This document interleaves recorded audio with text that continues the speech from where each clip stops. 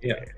Kita sekarang bersama dengan Antoni Gunawan, Fandi Andika Ramadhani, dan juga Rivaldo Tandra. Kita akan berbicara mengenai basket 3x3 pada siang hari ini. Mungkin pertama kali kita ngomong sama Antoni dulu ya. Ton, bisa jelasin dikit, Ton, perbedaan antara basket yang konvensional 5-on-5 sama 3x3 itu apa yang paling substansial bedanya yang masyarakat mesti tahu? Yang jelas mungkin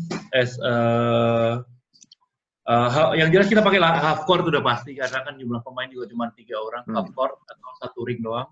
Kemudian yang paling bedain itu kita cuma main di 1 kali 10 menit. Jadi kalau 5-on-5 kan 4 kali 10. Kalau ini cuma do or die atau 1 kali 10 menit.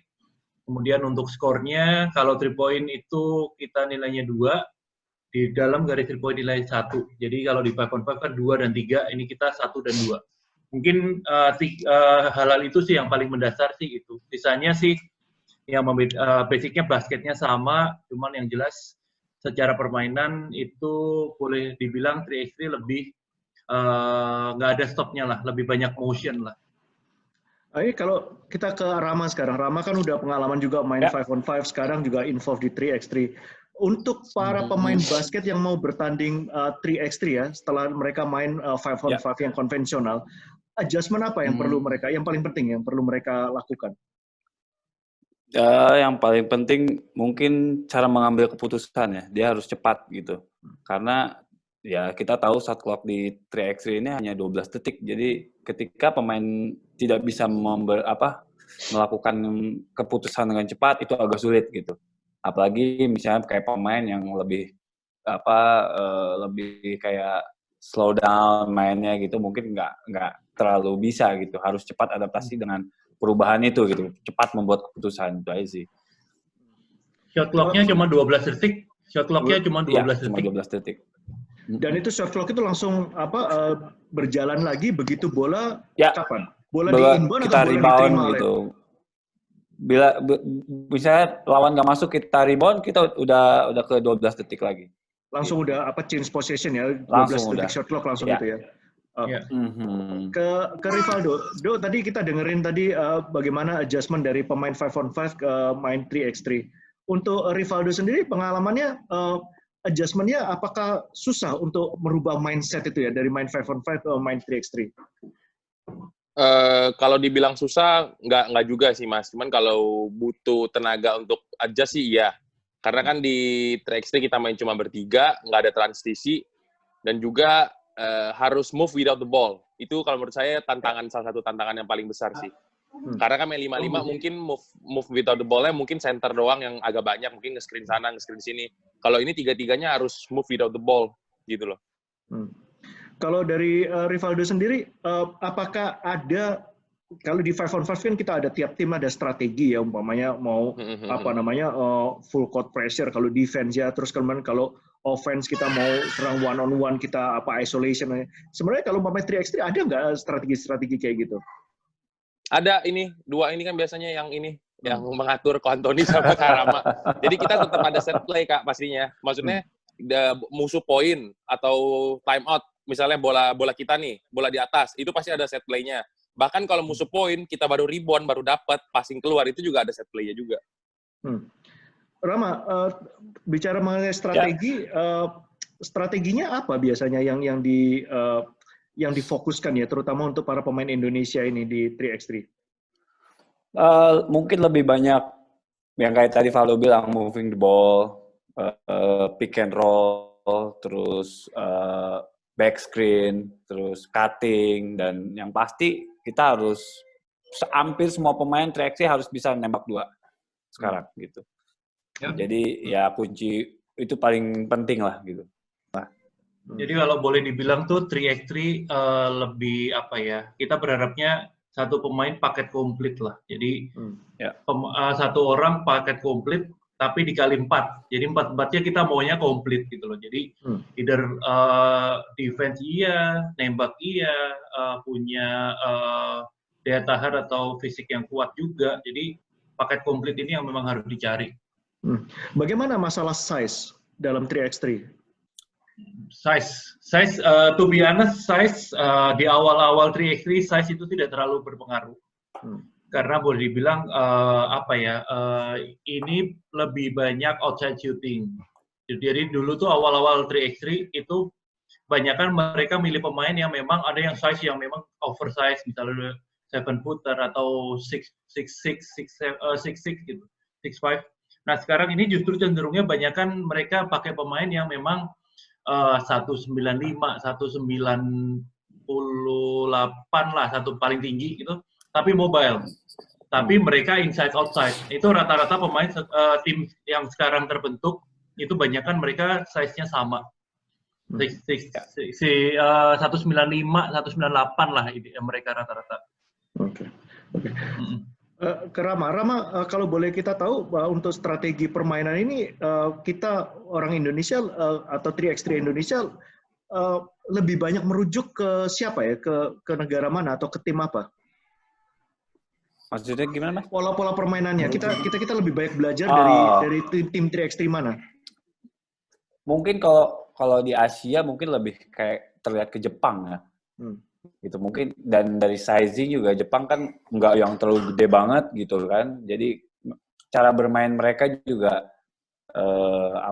banyak bergerak, banyak pick and roll, banyak outside shooting juga gitu. Jadi lebih melihat ke arah sana sih gitu. Oke. Ton, mau tanya Ton, mengenai 3x3 Indonesia ini secara realistis sejauh mana sih prestasi 3x3 Indonesia ini bisa ditingkatkan? Kalau yang jelas satu persatu ya untuk putra, untuk Asia Tenggara, to be honest, kita pasti punya peluang sedikit lebih tinggi sih. Kita berbicara untuk SEA Games dulu deh. SEA Games kita terakhir perak, Rivaldo dapat perak. Itu kita hanya kalah dengan Filipina.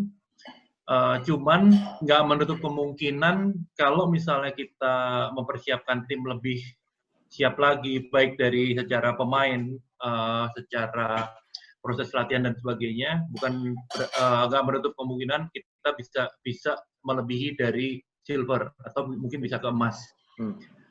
Untuk putri ini cenderung memang challenging sekali karena putri ini kendala kita kan pemain kita terbatas, tapi nggak menutup kemungkinan untuk target silver ataupun emas itu pun juga sangat besar. Jadi peluangnya sih untuk Asia Tenggara besar sekali. Kalau untuk di Asia, demikian juga di Asia. Di Asia kita beberapa kali untuk lolos ke FIBA Asia itu sangat-sangat mudah, cenderung lebih mudah dibanding kita bermain di 5-on-5. Realitanya sih seperti itu. Tapi dari 3x3 sendiri ada ini nggak untuk meningkatkan prestasi timnas kita ya, timnas 3x3 ada possibility nggak untuk melakukan naturalisasi pemain? Baik cowok naturalisasi putri udah berhasil 1 kemarin. Untuk putra memang kita beberapa kali udah melakukan scouting, tapi belum nemu yang cocok gitu, yang dibutuhkan di Indonesia gitu. Jadi tadi seperti yang gue bilang di awal, kita mau yang mungkin 198, 2 meter, tapi mobile. Jadi kalau pemain asing pada saat itu, Nation George. Nation George dengan size yang seperti itu, dengan mobile, dia bisa inside, outside. Nah, kita cari seperti itu tuh belum dapat itu sampai sekarang gitu. Jadi kemarin juga udah sempat dari Serbia dapat, size-nya tidak terlalu tinggi, tapi secara knowledge iya bagus. Terus dari Amerika udah dapat, cuman nggak bisa outside shooting. Jadi harus cari yang benar-benar pas kalau untuk putra gitu. Karena tanggung kan kita misalnya ngambil pemain yang memang akhirnya tidak bisa maksimal di 3x3 gitu. Rivaldo, bisa share sedikit Dok, selama ini berlaga untuk 3x3 itu fun-nya di mana sih? Mungkin bisa share apakah dari sudut kecepatan, ada unsur apa sih yang paling fun dari main 3x3 ini? Ketemu perempuan banyak nih. Itu jangan dengerin tuh. Ini udah on the record. Bahaya itu.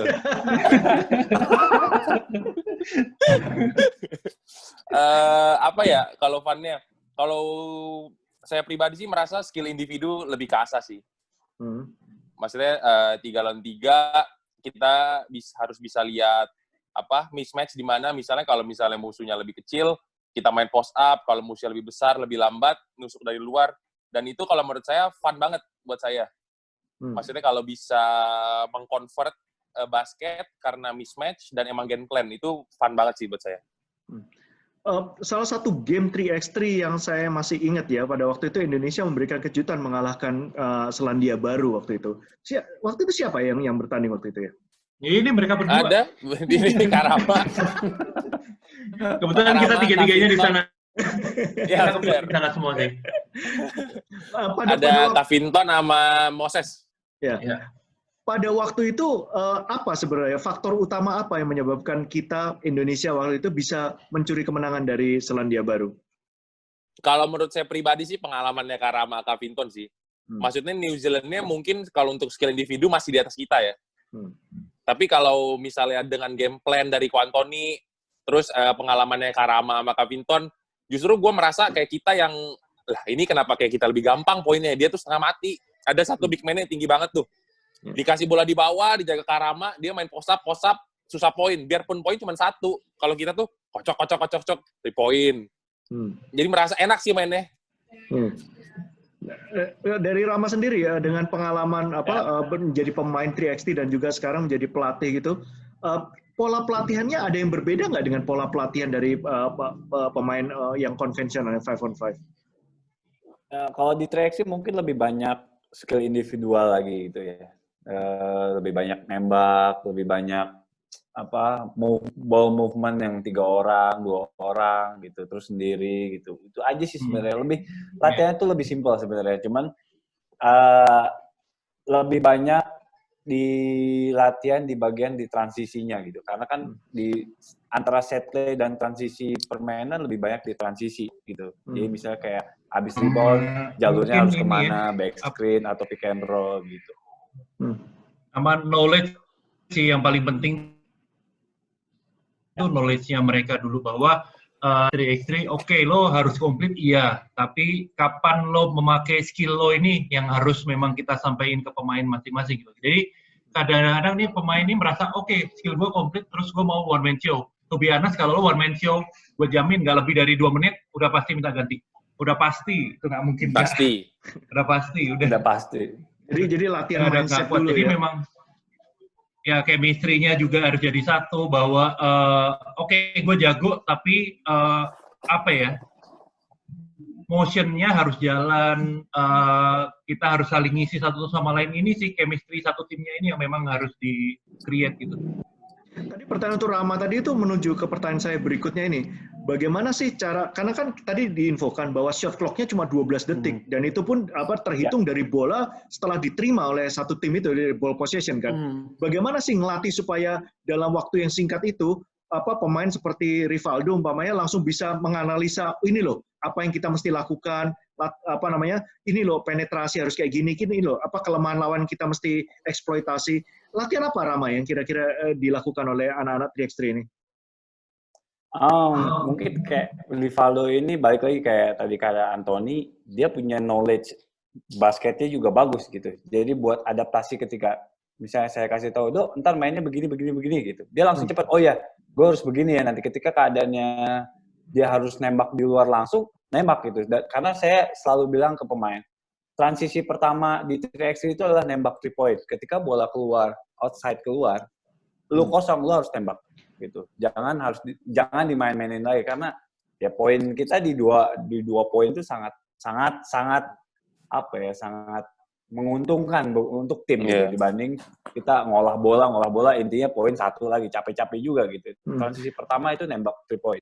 Dan kedua, ketika abis keluar, lu bisa seal di bawah, lu kasih lagi ke bawah, itu transisi yang kedua gitu. Jadi ya balik lagi ke pemain, knowledge pemain itu harus bisa cepat ngambil keputusan. Itu sih, Mas.